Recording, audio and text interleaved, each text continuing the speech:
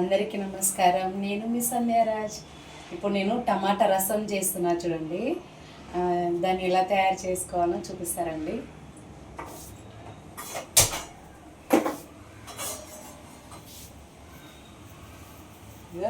జీలకర్ర జీలకర్ర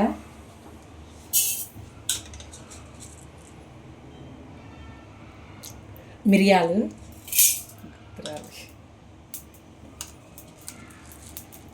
కింద పడింది 2 వేసినామండి. ఈ ధనియాలు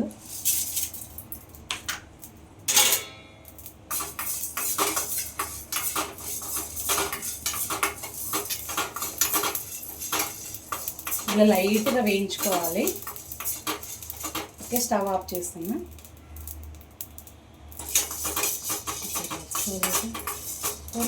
ఇవన్నీ నేను మెత్తగా దంచుతున్నా.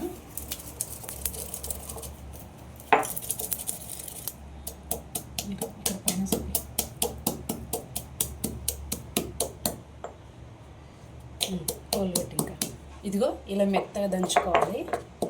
పచ్చగా ఎల్లిపాయ దంచుతా చూడండి.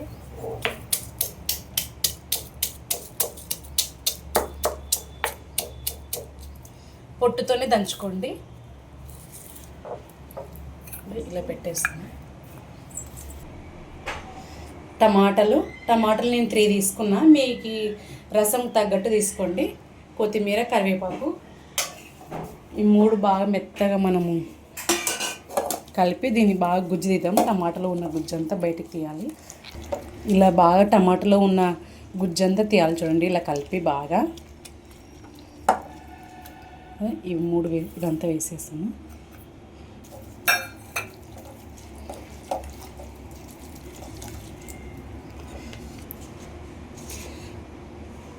పసుపు వేస్తాను. ఇందులోనే పసుపు వేసేయాలి.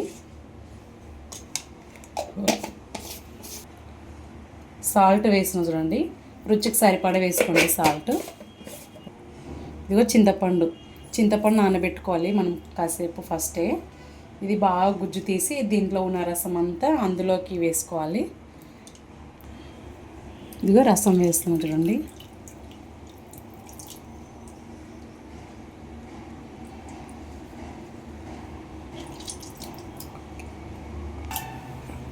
కొన్ని వాటర్ కూడా పోసుకోండి.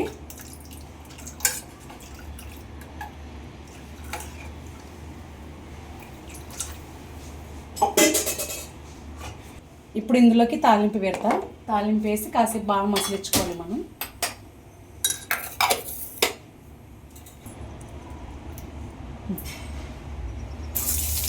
ఎల్లిపాయలు, జీలకర్ర ఆవాలు,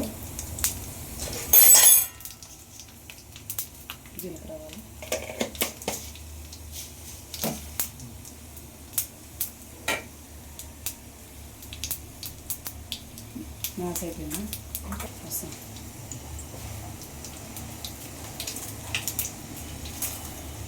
ఎండుమిర్చి,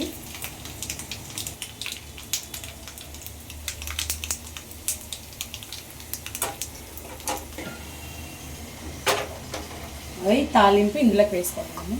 దూరం పెట్టాలి.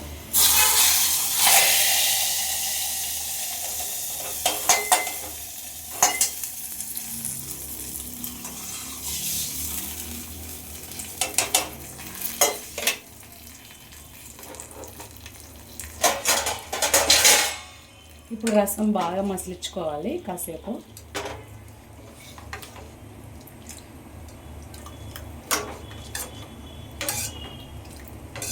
మీకు వాటర్ తక్కువ అనిపిస్తే ఇంకా కొన్ని పోసుకోవచ్చు.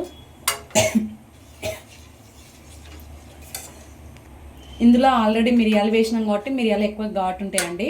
కారం పొడి అవసరం లేదు. ఒకవేళ మీకు కారం తక్కువ ఉందనిపిస్తే కారం పొడి ఉడక వేసుకోవచ్చు ఇక్కడే. సాల్ట్, కారం పొడి ఏమైనా తక్కువ అనిపిస్తే ఇక్కడే వేసుకోండి. నేను కొంచెం వేస్తా కారం పొడి.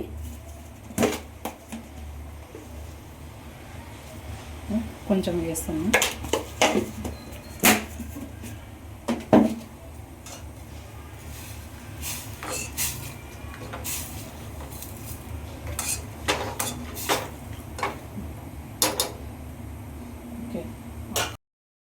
ఇలా బాగా మసలాలి రసము. కాసేపు బాగా మసిలిన తర్వాత కాసేపు మసిలించుకోండి. తర్వాత స్టవ్ ఆఫ్ చేసుకొని రైస్లో వేసుకొని తినేయండి. చాలా అంటే చాలా టేస్ట్ ఉంటుంది. ట్రై చేయండి తప్పకుండా. అందరికీ బాయ్.